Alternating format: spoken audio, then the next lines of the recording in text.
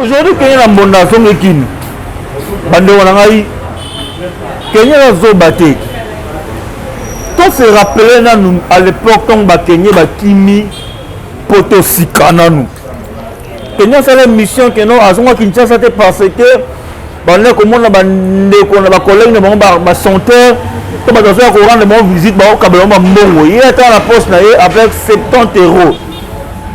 Pour la manque il y a pas manque, il y a pas moyen, il y a aussi que non, azon Kinshasa te alon peut très bien que azon la bana mi balé. Déjà la kin azon ka chez les parents. Ala bana o ba tangaka. Ata la poste na a mona que alina 70 €, yango esa ki azon ka Kinshasa te.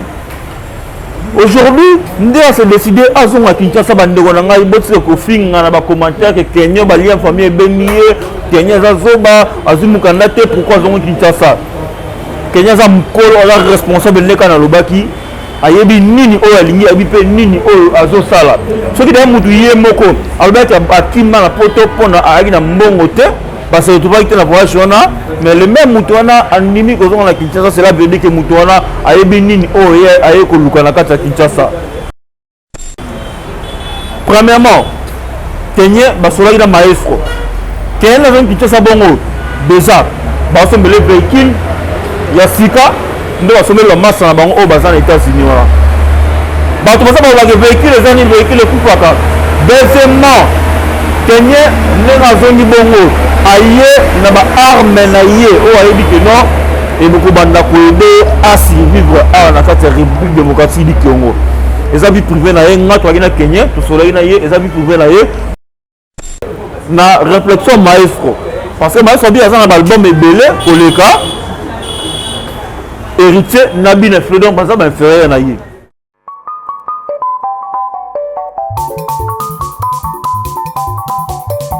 Amfumu lengi lengi betu tu yanga leri keri ka ko community selma batuge ni fumu ino keri ko je ah papa uki sadi sabana baya lwa mu mudila kena amo YouTube Metro Makengo télévision na Suisse. Théâtre mwana mambo landa YouTube télévision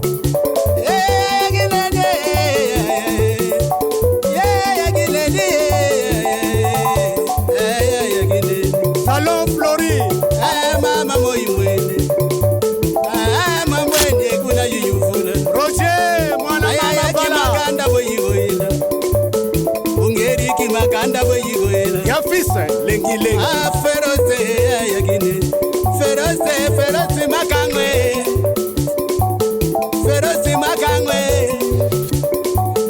Metro Makengwe Chadombala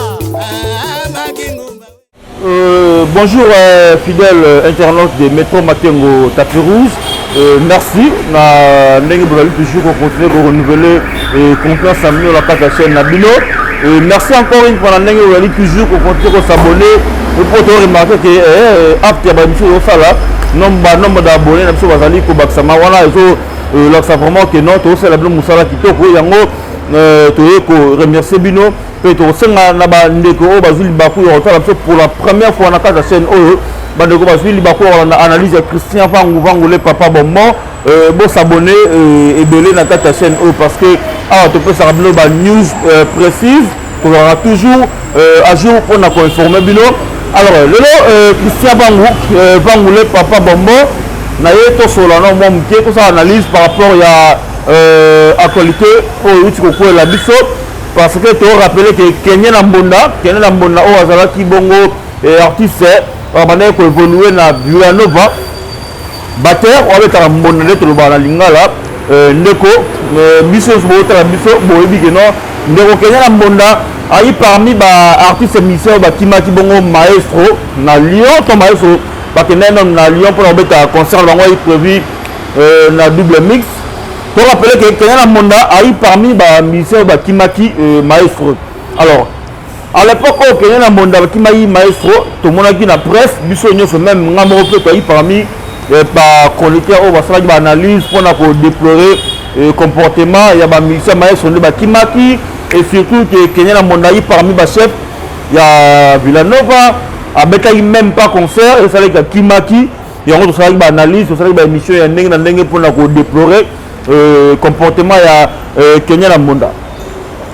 Et après il est arrivé que non quelques mois après Kenya na Monda a eu ko sala émission pour na comprendre na biso Migenyema pour na ko loba que non a regagné Villanova donc a regagné Villanova et biso soyez surpris ya koyoka na ba propos na ye alobaki que non a kozonga Kinshasa comme on s'en notait que non a kozonga Kinshasa te abandi kolobaka pour parfois ko plaire maestro Fabregas parce que tout le monde a dit que collègue Nemsou na auto bengi na kombo ya Brassard on a dit chanteur na Villanova et pas Kimaki tout le monde a dit ba vidéo ndenge Brassard ayaki na studio ya maestro Fabregas pour na ko senga pardon na papa na ye musicalement na ndenge akimaki na poto maestro Fabregas aisaki Brassard ozongi na Villanova bien sûr mais Villanova biso siège na biso ezalaka na Kine mpona to confirmer que réellement ozongi Villanova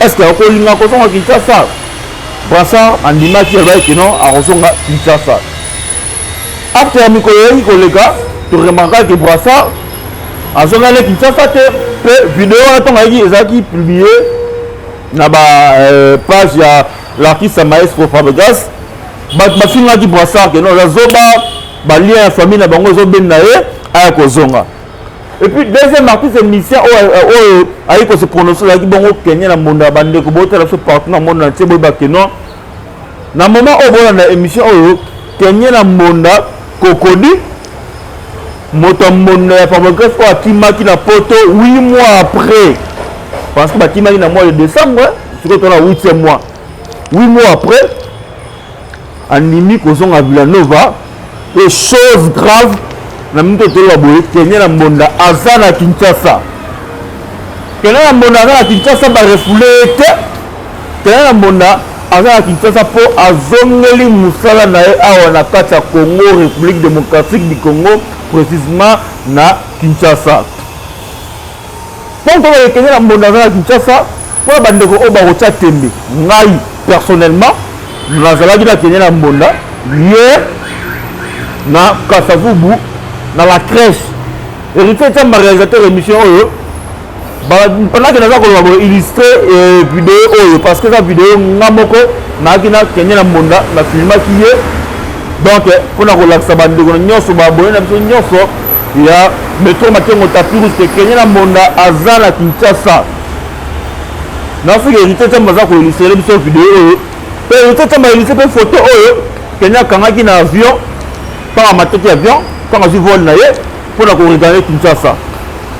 Alors aujourd'hui eza batu oyo bazolo ba Kenya ba lien famille et ben lié Kenya aza ndoki Kenya aza zoba pour vous le sujet oyo bandeko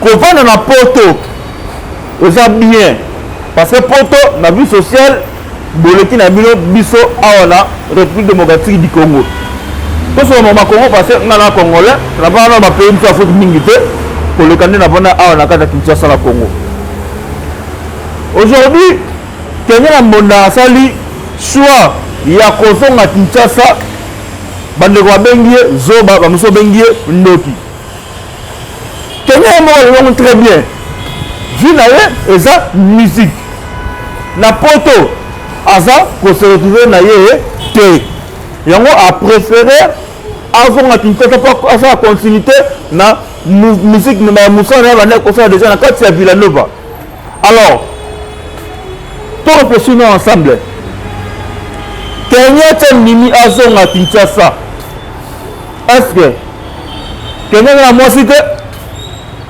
est-ce que Kenya aza na ba camarade te ou na ba famille te oh tant on fait la vidéo que animi azonga le Kinshasa est-ce que ba combien qui était ce matin peut-être sur la télé je ne pense pas Kenya na Monda c'est un responsable c'est un père de famille aza la madame na ye aza pe na bande connaître pe na bureau na ye soki ye moko azali bon akima Fabregas na poto mais il y a un moment où il faut juger bon makasi na mukanda te azongi na ye Congo alors il très bien qu'il a coquille na ye kovanda na poto te azongi na ye Congo pa maestro Fabagas po a continuer na ye musala na ye po amoyi ke kovanda na poto pe eza na litomba te akimaki na poto bien sûr oui animai faute na ye aye asexcuse pa maestro abi patron na ngai président na ngai nakimaki na poto mais na ndimi nazonga na nga mouvement nazonga na nga Kinshasa so pina mpona bato bazoba ke no aza zoba mpona bato bazoba ke no balia ya famille ebendi ye kenye aza responsable ka nde na uti koloba awa kenye Fabagas sokotometa concert moko awa le 20 août tant aux États-Unis basomi batikali côté wana mpona quarantaine na bango mama covid Fabagas sanga aye comment aye Paris concert abeta le 20 août wana tomonaki direct présence ya Kenya na mbonda ye na concert wana tomonaki présence ya Zulu tomonaki présence ya bamisio nyonso presque oyo batima ye maestro 80% baaki na concert wana baakompagnaki ye mpo na maestro aza papa malamu mpo esalama te na musique ya Congo bamisio bakimi yo même pas une année oyo kose produire na poto bale même musicien wana baye koaccompagne yo na concert biso toyebi ke ezala mingi so bamisio bakimi balider na bango ezwaka na mwa temps ti omona bamisien bazwa nde mokanda nde omonake no baye kozongisa contact na baexposant na bango mais aujourd'hui ezalaki eloko moko oyo ezalaki le contraire oyo eloko moko ezalaki le contraire mpona maestro Fabagas na Villanova mobimba aujourd'hui Kenya na mbonda aye kozonga kini andimi na azonga kini mais ndenge azongi kini wana bandeko na ngai Kenya nazoba te to se rappeler nanu à l'époque ntango bakenya bakimi poto sika nanu Kenya asala mission keno azonga Kinshasa te parce que bande komona bandeko na bacollègue na bango bachanteur to bato azoya korendre bango visite bakokabela bango bambongo ye ata na poche na ye avec 70 euros mpona manque ya bamanque ya bamoyen yango esalaki keno azonga Kinshasa te alongo mpe très bien ke azonga na bana mibale déjà na kini azongaka chez les parents ana bana oyo batangaka ata na poche na ye amona ke ali na 70 euros yango esalaki azonga Kinshasa te aujourd'hui nde ase décidé azonga Kinshasa bandeko na ngai botika kofinga na bacommentaire ke Kenya balia famille ebengi ye Kenya eza zoba azwi mokanda te pourquoi azonga Kinshasa Kenya aza mokolo aza responsable ndeka na lobaki ayebi nini oyo alingi ayebi mpe nini oyo azosala soki daya mutu ye moko alobaki akima na poto mpona ayaki na mbongo te parce que tobaki te na voyage wana mais le même mutu wana andimi kozonga na Kinshasa cela veut dire que mutu wana ayebi nini oyo ye aye koluka na kati ya Kinshasa premièrement Kenya basolaki na maestro Kenya nazongi Kinshasa bongo déjà basombele véhicule ya sika nde basombeli bamasa na bango oyo baza na États-Unis wana bato baza balobaki véhicule eza nini véhicule ekufaka deuxièmement Kenya ndenge azongi bongo aye na baarme na ye oyo ayebi ke non ebokobanda koyede asurvivre awa na kati ya république démocratique du Congo eza vie privé na ye nga toaki na Kenya tosolaki na ye eza vie privé na ye tokoki koloba nyonso oyo te ya bomisi oyo aye nango comme bamarchandise oyo aye nango comme bagarde fou na ye oyo ekoassure ye pendant que ndenge ase décidé aya ovanda awa na Kinshasa pe en plus biso oyo toyebi to bamisien bakimaka balia na sona poto kaka bino bato bozofinga lelo Kenya bozalaka bato liboso ya koya kokritike bamisien oyo bakimaka na poto bozalaka bato liboso ya kofinga bango mpe Kenya mpe ndenge na ntango atumai na poto ebele oyo bakokritike ntango azongi Kinshasa lelo bazali mpe parmi bato liboso bokritikaka Kenya oyo bafingaka ye ndenge akimaka na poto ndeke lelo azongi na poto est ce que pourquoi botia na vie ya bamusicien artiste congolais to na métier ya bato ke poto so moto na poto akovivre mieux koleka so moto na Kinshasa non eza na bamusicien oyo bazovivre na Kinshasa oyo baganye vie na bango mpe koleka bato oyo bavanda na poto eza mpe na bacitoyen congolais oyo bavandaka awa na kati ya république démocratique du Congo bacommerçant to bacommerçante oyo baganyaka mpe mieux koleka bato oyo baza na poto. Pourquoi toujours biso ba congolais Il y aura toujours cause en esprit, il y a négatif dans mon biso. Pourquoi vous pensez que non, Kenya na monana zo Kinshasa bongo, par grâce à Robert 12, par grâce à rechangeler esprit à on a kata Kinshasa, mais non. La vie est à mort dans sa maram biso poto tcharas. Esprit, il y a positif. Na kata maram biso na kata mutu na biso na kata esprit na biso yango et ça que to avancer, to développer. Et le bika a été que non. Aujourd'hui, Kenya na zo kin par grâce pour Robert 12 na Congo. Parce que Kima il a poto. Mais non, ils ont faux. Aujourd'hui, Villanova, il a su orchestre à Moukiete. Aujourd'hui, Villanova, Bissot Sobe que non, n'est pas maestro qui n'a pas mis ses poteaux, qui m'a quitté dans Lyon, tombe à Songi, tout finit avec Chomix, Zoma, besoin de beaucoup regretter. Tout finit avec Francesco Totti, tout finit avec Zina Pemef, et surtout Yokutu, porte-parole, au Kologani à Kinshasa. Au final, ils vont parce que ils ont acquis, ils garder fidélité dans le maestro à Kinshasa. Et après, tout le monde va aux États-Unis, nous devons comprendre que non, ils vont à Kinshasa, ils ont raison. Après avoir fait un bango, ils vont pour que non, ils vont à Lyon, baraté États-Unis. Mais ils vont critiquer qui ils vont à Kinshasa, Chomi, Francesco. Vous pouvez dire raison et pas Bandego Bakimaki na Lyon. Mais quand même Bino Bato, vous pouvez dire raison Bandego Bakimaki na Lyon. Vous comme si vous tirez le baron que non. Vous moni, vous avez patience. Vous avez besoin de Kinshasa de se retrouver aux États-Unis. Mais vous encouragez pas Kenya en bonheur dans Kinshasa. Villanova déjà maman poto pour la orchestre et fumami. Kenya dans Kinshasa bongo a aucun sous poto na maestro Papakas. En plus, pour vous que Kenya a un talent aujourd'hui, même si, admettons que non, nous devons que maestro a changé l'esprit. Kenya a un talent, Kenya a un sali et belé la carte Villanova. Kenya a un danse, il y a Mado, il y a un tapessa yango. Kenya a un danse pour quoi Tengama. Kenya a un danse pour quoi Zikida. Dans ce moment, il y a pam pam pam pam et on a Zikida. Kenya mtaye na kati aya nango Kenya na mondaza mutu abaza implice na mouvement na live music o comme lelo Villanova. Alors toi encourager frère na biso animi a regarder Kinshasa zonga la musala na ye bandeko na ngai. Déjà na yebike d'ici fin du mois awa bandeko batikaki na États-Unis pour la raison il y a Covid-19. Bazaki na quarantaine, na biki d'ici fin du mois bazo revenir de Kinshasa et maestro est mon peu à Kinshasa pour le 2 pour le 3 septembre bazan na concert na comment na Fikine. Donc auto ina ngoya oloba concernant dossier ya Kenya na Mbonda vraiment yango na bandeko na ngai botika ko chola Kenya botika ko benga Zoba aza mettre la vie na ye même si c'est ma bébé na Kinshasa. Mutu moko te aroya ko sunga ye mutu moko te aroya ko apporter un plus na vie na ye aza mettre vie na ye aza artiste musicien azongi na ye Kinshasa po ayebi nini oyo aye ko luka na Kinshasa.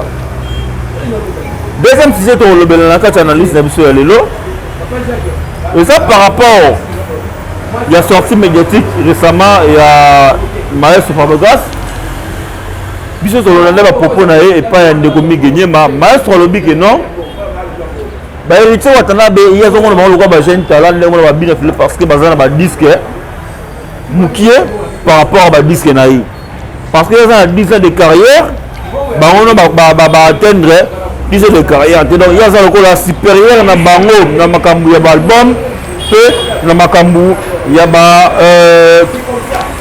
nombre d'années mandala carrière solo na bango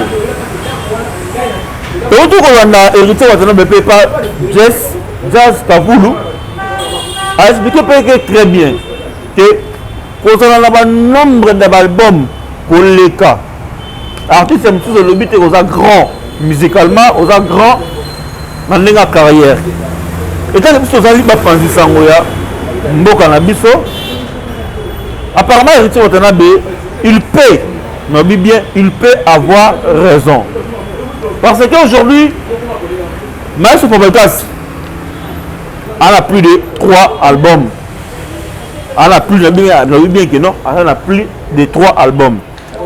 Et pourtant, l'artiste JB Mpiana Papa Chéri, Otobi Kaza grand, Oto Kontara Pamba grand, Namboka Nabiso, elle a juste 2 albums. Bon, donc elle est na réflexion maestro. Parce que maestro dit un album est belé pour le cas. Héritier Nabi Nefredon, par exemple, inférieur à Naye. Si on peut comparer maestro na JB Mpiana, comme ça, comparaison pour tirer, moi, le moment pour nos conclusions par rapport à ma propos et l'artiste Nabiso Nibale. Aujourd'hui, c'est donc une réflexion maestro, donc, pour le peu que le maestro, à la supérieure, JB Mpiana, parce que JB Mpiana carrière musicale, à la juste 2 albums. Pour l'interrogation.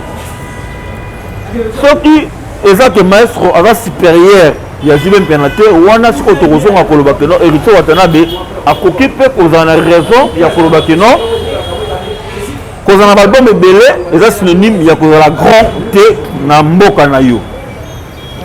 Héritier Watanabe, dans la carrière musicale, à la supérieure, il y a maestro, Fabregas. Mais maestro, dans la carrière solo, à la supérieure, il y a héritier Watanabe. Mais c'est tout ça, tout généralisé. Aujourd'hui, dans la musique, héritier Aza supérieur, il y a maestro. Donc, maman vraiment les autres qui ne dit que c'est tout côté profondeur, tout ça avec notre parti pris. Donc, on va expliquer bino, boye bakaka que non musique congolaise. Et comme le débat monsieur autour ko ça la tête, mais biso même ba connaître, toi ko s'éterniser. Dans le débat série dans la tête, donc ça débat moi beaucoup to mais kako sunga ba mission na biso. Biso à l'époque tant de guerre il y a Wenge maison mère na Wenge BCBG. Tant qu'il y a entre les artistes là où on a JB, tu as vu que ça a qui n'a pas force artistiquement. Ce qui les gens ici disque bon ta la batuno ba somber disque on a bon ta la nenge dans ma balayage cosmétique à l'époque, dans l'édition de disque la victoire. Pour moi, il y a tout plein de bande de disque, comme ceux qui disent ça, bazo sombayango. Mais contrairement, aujourd'hui, débat d'artiste mission na biso est sous pénal débat proportionnel té. Et comme un débat mort terre à terre, excusez-moi pour la terre mais. Parce que débat où on a subé qui non, ceux qui peuvent être zénith. Il va te voir le mettre à Zénith. Ceux qui sont mettre l'Olympe, vous rappelez pas le mettre à l'Olympe. Ceux qui vont mettre Bercy, vous rappelez pas le mettre à Bercy pour avoir sa force que non, il y a le Kingate. Oh, il y a ça, il y a la carte de Salango. Ceux qui sont pas tourner à 3 mois, 4 mois, 5 mois à Poto. Quand on va à Kinshasa, tu vas aller au Yamba Bango. Donc, on a mis Bango et puis, on a annoncé le conseil de la fête de Marty pour la relation de ça. Ça a amené la mort à la biso. Également, adversaire a eu la pétanque à Rosonga. Après la maison, pour pas qu'il ne y ait pas bango. Mon débat la bango, concurrence là qui n'a il y a professionnalisme. Oui, il y a un aéroport. Bon, on peut comparer. Ah, oui, il y a un aéroport belé. Oui, il y a un aéroport JB Moukié. Donc, c'est que côté population, oui, à l'équipe JB à l'équipe oui. Et après, ceux qui m'ont dit que qui a été concert dans la salle de Marty, tout le monde a fait, l'autre peut, à relever, il a toujours concert dans la salle de Marty. Pendant que là, Nani a tenu ça qui, Nani a tenu ça qui. Tout le monde a dit que ça là, par comparaison, dans ma caméra italique, musique. Et tandis qu'aujourd'hui, par comparaison, et ça, que non, et ma view. Est-ce qu'aujourd'hui, ma view, na YouTube, et bah ça a une la musique. Pour 1 million d'abonnés na YouTube, pour 500 000 abonnés na YouTube. Et Baksarani peut apporter la musique na biso. Est-ce qu'il y a des fans de la musique na biso? Est-ce qu'il y a des artistes à la grand, tout à la grande T? Tout à la analyse, débat par rapport au blog aux alliés, na niveau et bagage na biso. Aujourd'hui, excusez, artiste numéro 1. Na musique à Congo, on a plus de nombre d'abonnés que les artistes seniors. Aujourd'hui, pour aller pour 3 millions d'abonnés, mais on peut faire un il y a 1 million d'abonnés sur YouTube. C'est ça qui dit, ou soit c'est ça qui prouve que Fally Ipupa elle a plus grand que Koffi Olomide parce que ça a un nombre d'abonnés sur YouTube que Koffi Olomide. Moi je ne pense pas. Donc la musique congolaise, tout mais quand ça la débat, tout d'abord tout c'est la musique on va avoir plateau na biso, tant besoin de débat inutile, faut tout ça bon on est là pour na koluka ko matissa degré il y a intellectualisme na biso, degré il y a comment est-ce que je peux dire bah émission sur le comme un peu terre à terre. Donc tout on y sera pour na koluka ko sunga mais artiste musicien au ba la plateau na biso. Comment on appelle pour clôturer l'image à bien affilé par rapport il y a soi-disant conflit c'est ça justement vraiment tout ça pour y monter la musique na biso. Moi je pense que bande on va chance il y a quoi artiste c'est bien affilé ba mega ko zongi ça peut ko sona et que non ba geste on a mega ko bande longo souté déjà comme on a vidéo que artiste musicien dans le podium, azo bengana mélomane fanatique ouais côté la concert na yé que non maman comment sozali fanatique à Pavogas tellement bima tende et ça va moins ça qu'on artiste était alors tant artiste revient dans plateau à se défendre mais biso ba journaliste ça peut à mon corps faut te ba ko ba oui na place aux oui non na place aux non aider le roi à bien affilé les artistes morts talentueux mais à perdre mon moutier par rapport au comportement naïe en tout cas ça va bien exemple à suivre pour na bandeko oyo ba jeune talent oyo bazo copier bango un jour peu ba oya ko remplacer bango na musique à Congo. Alors merci beaucoup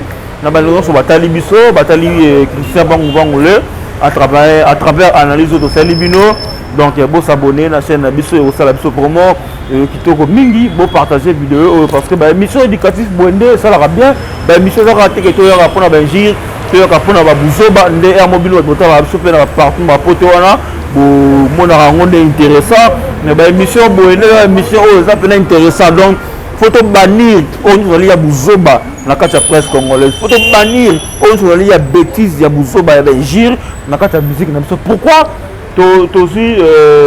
tozi buzoba nde topesa ngo place na musique na biso tozi buzoba topesa ngo place na culture congolaise mais oyo ezali ya bwania tozi tolongoli yango non donc c'est le moment où tokoki koluka ko telemela babuzoba na c'est le moment où tokoki koluka ko sala comment ko dénoncer babuleur oyo ezali ya benjir ya basalité to bengana yango parce que musique n'a pas besoin de bêtises pour évoluer. Alors merci à mon réalisateur Rati Kazadi qui a réalisé l'émission Lelo et merci à mon boss papa Simon Kabaka Makengo et à sa charmante épouse Maman Tricel Mumba Makengo et merci à Héritier Djamba caméraman de la métro Makengo Tapis Rouge et merci beaucoup à ma fille chérie Liam Fries. Merci à l'essai et l'unique boxeur congolais ou à la bonne vérité à Mboka Nabiso na South Africa champion Anissé Likofi après toi il y a tout ça qui commis vraiment dans la mission Nabiso. Quant à moi je vous dis au revoir.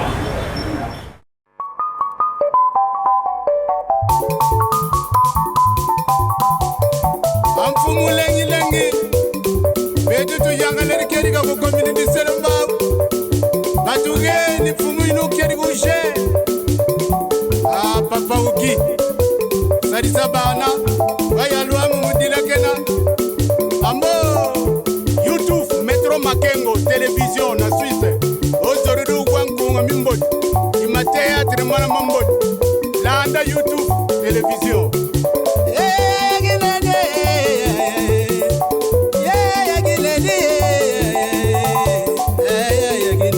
Salon Flori Mama Moimwene Roger mwana mama Maganda boyigoela ya fisa lengi lengi feroze yagine feroze makangwe